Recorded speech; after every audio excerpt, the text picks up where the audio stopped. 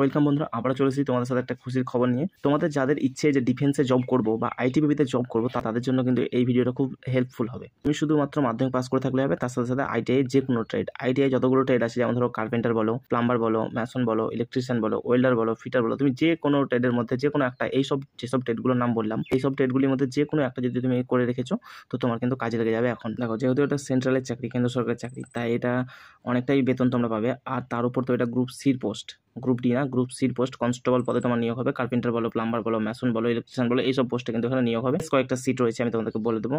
সিটটার সংখ্যাটা যথেষ্ট বেশি, কম না। এখানে তোমার বয়স লাগছে 18 থেকে 33। ছেলে এবং মেয়ে তোমরা উভয়ই কিন্তু ফর্মটা ফিল আপ করতে পারছো। শুধুমাত্র আইটিআই ট্রেড তোমার করা থাকলেই হলো। 1 বছরের হোক সেটা 2 বছরের হোক, কোনো ব্যাপার নাই, আইটিআই হলেই হবে। আবেদন করতে কিন্তু তোমাকে কোনো টাকা লাগছে না, অর্থাৎ সম্পূর্ণ বিনামূল্যে কিন্তু তুমি আবেদনটা করতে পারবে।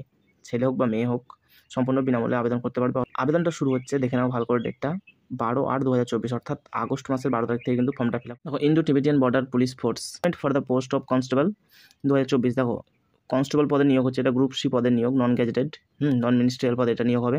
এখানে তোমাদের বেতন তোমরা পেয়ে যাবে 21,700 থেকে 69,100 পর্যন্ত, অ্যাজ পার 7th CPC।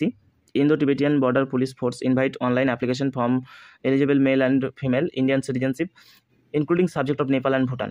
এই আইটিবিপির এই কনস্টেবলের ফর্মটা ফিল আপ করতে গেলে তোমাকে অবশ্যই ভারতের নাগরিক হতে হবে। তার সাথে সাথে কিন্তু যারা নেপাল এবং ভুটান থেকেও কিছু কিছু জন লোক কিন্তু ফর্ম ফিল আপ। দেখো এখানে ভ্যাকেন্সিটা কতটা আছে। Name of the post constable, যেটা কার্পেন্টারে আছে, মেলের জন্য আছে জেনারেলের 31টি, এসসি 4টি, এসটি 2টি এবং ওবিসির জন্য 10টি এবং ইডাব্লিউসির জন্য 14টি। টোটাল রয়েছে 61 সিট কিন্তু কনস্টেবলের, কার্পেন্টারের, শুধুমাত্র মেলের জন্য। এবার ফিমেলেরটা দেখো, ফিমেলের রয়েছে জেনারেলের জন্য 5টি, এসসির জন্য 1টি, এসটির জন্য কোনো সিট এখানে নেই, ওবিসির জন্য 2টি, ইডাব্লিউসির জন্য 2টি, টোটাল রয়েছে 10টি সিট।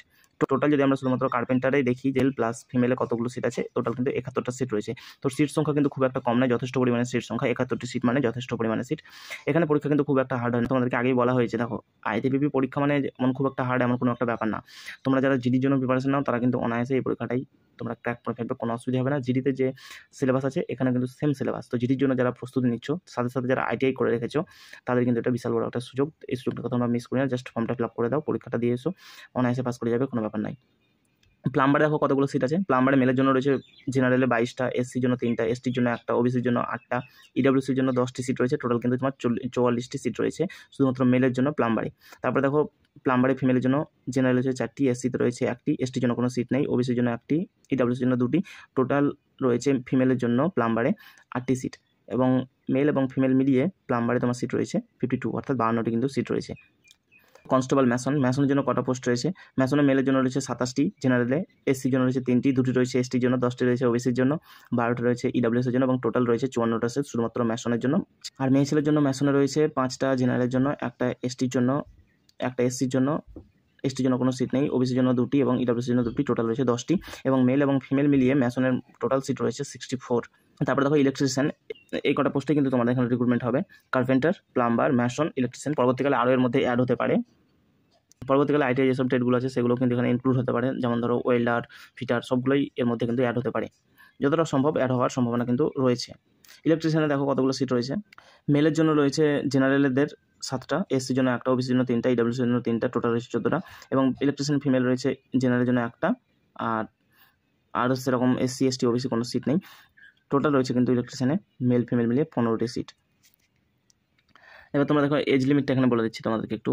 এই লিমিটটা দেখো 18 থেকে 23 বছর কিন্তু সবারই জন্য রয়েছে। হ্যাঁ, 18 থেকে 23 বছর কিন্তু প্রত্যেকের জন্য রয়েছে। কিন্তু যারা এসসি থেকে বিলং করো, এসটি থেকে বিলং করো, ওবিসি, এইসব বিভিন্ন ক্যাটাগরি থেকে বিলং করো, তারা কিন্তু এক্সট্রা 5 বছর, 3 বছর, 8 বছর এরকমভাবে কিন্তু তোমরা ছাড় কিন্তু পেয়ে যাবে।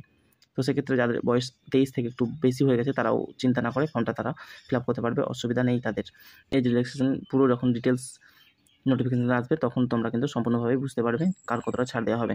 দেখো অ্যাপ্লিকেশনটা কিন্তু হবে তোমার অনলাইনেই হবে। অ্যাপ্লিকেশনটা যে তাদের অফিসিয়াল ওয়েবসাইটে রয়েছে, www.recruitment.nic.in, এই ওয়েবসাইট, অফিসিয়াল ওয়েবসাইটে গিয়ে কিন্তু তোমরা ফর্মটা ফিল আপ করবে। কবে থেকে দেখো, form online application mode will be opened 12/8/2024, অর্থাৎ অ্যাপ্লিকেশন তোমরা করতে পারবে তাদের অফিসিয়াল ওয়েবসাইটে 12 তারিখ থেকে, আগস্টের 12 তারিখ থেকে কিন্তু তোমরা ফর্মটা ফিল আপ করতে পারবে। কতদিন পর্যন্ত করতে পারবে? তারপরে মাস, অর্থাৎ সেপ্টেম্বরের 10 তারিখ পর্যন্ত কিন্তু তোমরা ফর্মটা ফিল আপ করতে পারবে। 10/9/2024 কিন্তু তোমরা রাত্রি 12টা পর্যন্ত কিন্তু তোমরা ফর্মটা ফিল আপ করতে পারবে।